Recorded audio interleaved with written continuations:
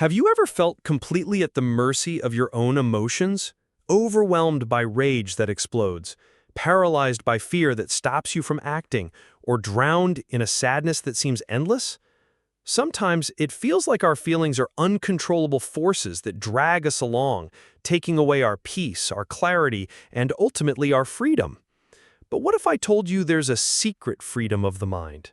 A way not to be slaves to our affects, but masters of them, through the power of understanding. Back in the 17th century, an incredibly original and courageous philosopher, Baruch Spinoza, offered us a radical and surprisingly modern map for this inner journey towards true and lasting freedom. Baruch de Spinoza, or Bento de Spinoza, was a revolutionary thinker. Born in 1632 in Amsterdam to a family of Portuguese Jews who had sought refuge from the Inquisition, he quickly showed a brilliant mind and an independent spirit that led him to profoundly question religious dogmas and established philosophies. A life dedicated to philosophy and lens polishing.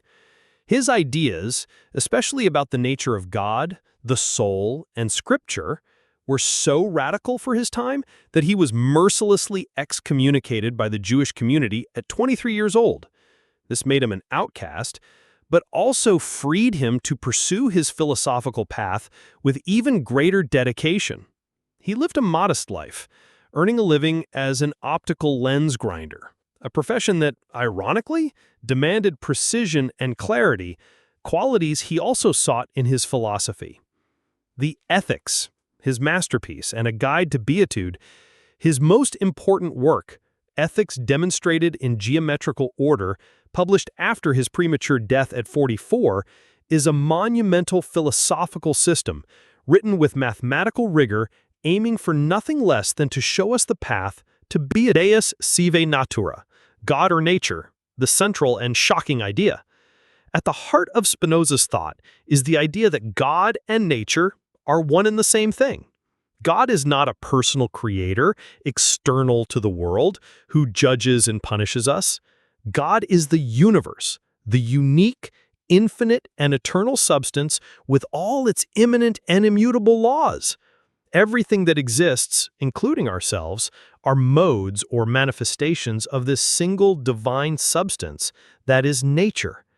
Understanding this is the first step into Spinoza's philosophy.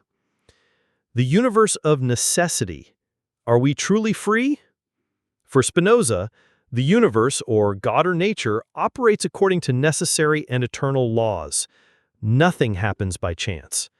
Everything happens through a chain of causes and effects. Just as in geometry, where one proposition necessarily follows another, in Spinoza's universe, everything that happens is determined by an infinite chain of causes and effects. There is no room for chance or for a miracle that breaks the laws of nature. And here comes a controversial point. For Spinoza, the idea that we have free will in the sense of being able to choose or act independent of any prior cause is an illusion. He says that we believe we are free to choose simply because we are conscious of our desires and actions, but we are ignorant of the deeper causes that determine us to want and act in that way. The metaphor of the stone. He uses the famous metaphor of a stone thrown into the air. If this stone, while flying, were conscious, it would believe that it is moving and choosing its trajectory by its own free will, without perceiving the force of the hand that threw it and the laws of physics that govern it. Calm down, this is not to despair, the redefinition of freedom. But before you think Spinoza is a pessimist who takes away all hope of freedom, wait. He will in fact redefine freedom in a much deeper and, for him, much more real and achievable way. Conatus, the essential force to persevere in being. To understand this, we need to know the concept of conatus. Spinoza says that everything, insofar as it is in itself, that is, as long as it exists, strives to persevere in its being. This conatus is our individual essence, our vital force, our innate effort to continue existing and to increase our power of acting. Affects, modifications of our power of acting. Spinoza did not see emotions as sins or irrational weaknesses that should simply be suppressed or fought with willpower, as many moralists preached. For him, affects are natural modifications of our body and mind which increase or decrease our power of acting, our conatus. Passive affects, the servitude of the mind. Passive affects are emotions that arise when we are primarily determined by external causes, when we are acted upon by the world and by others. Instead of acting from our own nature and our own understanding, we suffer these passions because we have an inadequate, confused, mutilated knowledge of their true causes. We react blindly. Key examples: sadness, tristitia. For Spinoza, sadness is the passion that represents a decrease in our power of acting, a transition to a lesser perfection. It weakens us. Hatred, odium, is its sadness accompanied by the idea of an external cause. We hate what we imagine causes us sadness or diminishes our power.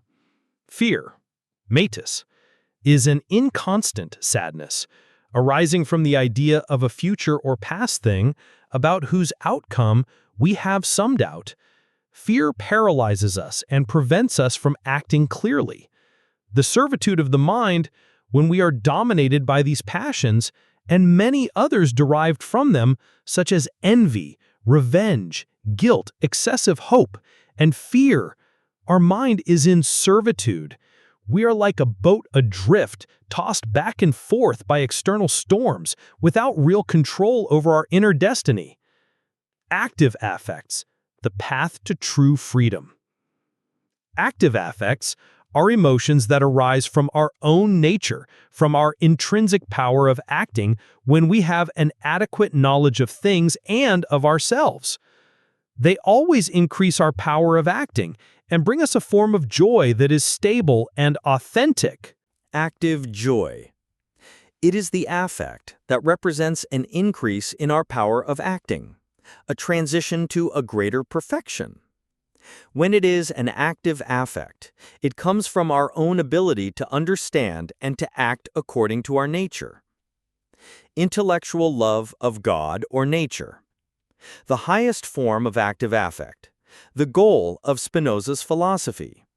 It is a constant and serene joy that arises from the intuitive and adequate knowledge of God or nature, and of our place in it.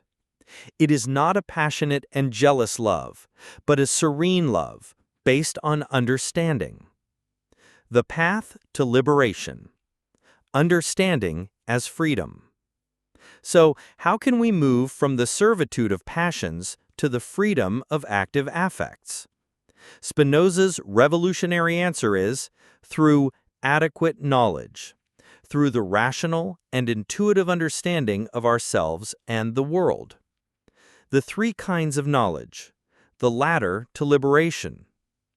Imagination or opinion, knowledge of the first kind. This is the most basic and confused level.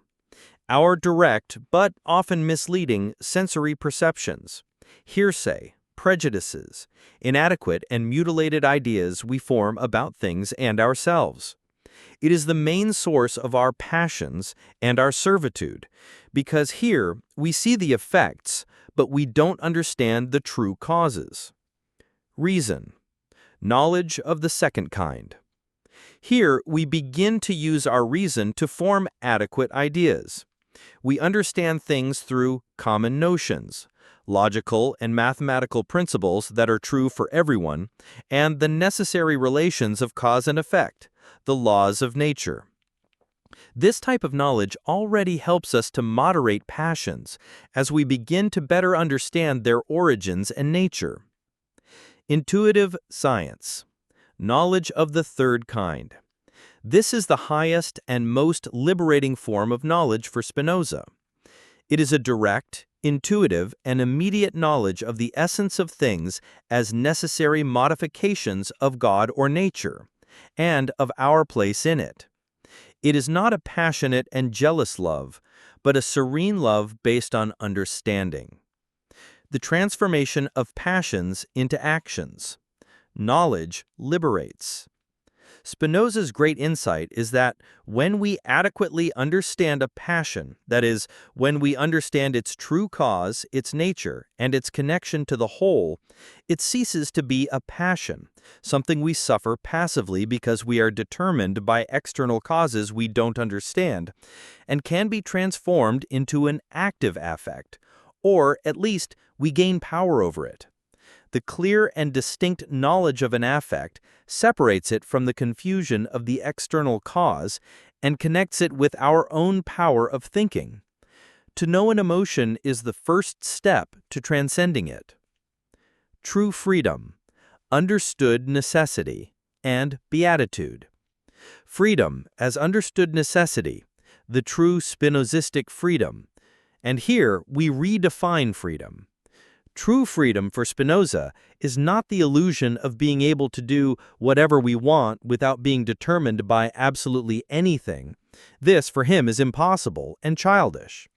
The real and achievable freedom is to understand the necessity that governs all things, including ourselves as part of nature, and to act according to the laws of our own nature, which is, ultimately, an expression of nature God, with joy, serenity, and power, free from the tyranny of confusing and enslaving external passions. The final result of this journey of knowledge, self-understanding, and transformation of affects is what Spinoza calls beatitude. Beatitude, or supreme happiness. Not a reward we receive at the end of life for being good. It is, for Spinoza, virtue itself in action, the very activity of a mind that understands and lives in harmony with nature. It is the joy that accompanies our greatest power of acting. A constant and unwavering joy. It's not a fleeting happiness dependent on favorable external circumstances. It's a state of constant joy, of deep and unwavering peace of mind that arises from the intellectual love of God, nature, a serene and comprehensive love that is born from the intuitive knowledge of our essential union with the eternal and infinite whole. It is true freedom, the highest satisfaction the human mind can achieve, the inner oasis, where we find refuge from the storms of passions and live according to reason and intuition in full harmony with the truth of nature and ourselves. Practical applications of Spinoza's wisdom, polishing the lens of your mind. Contemplate nature and the nature of things. Remember that you are part of a greater interconnected whole governed by necessary laws. Observing nature and reflecting on the order of the universe can bring perspective, humility, and serenity. Accept necessity, without falling into passive resignation. Understanding that certain things are as they are, that they follow a necessary order, is not passively conforming to suffering. It is stopping the useless struggle against the inevitable and focusing your energy on what you can understand and transform within yourself, your ideas, your affects, your power of acting. Seek adequate knowledge. Invest in learning and understanding. The more you understand yourself and the world, the less you will be at the mercy of your passions and external circumstances. Knowledge, for Spinoza, is power and freedom.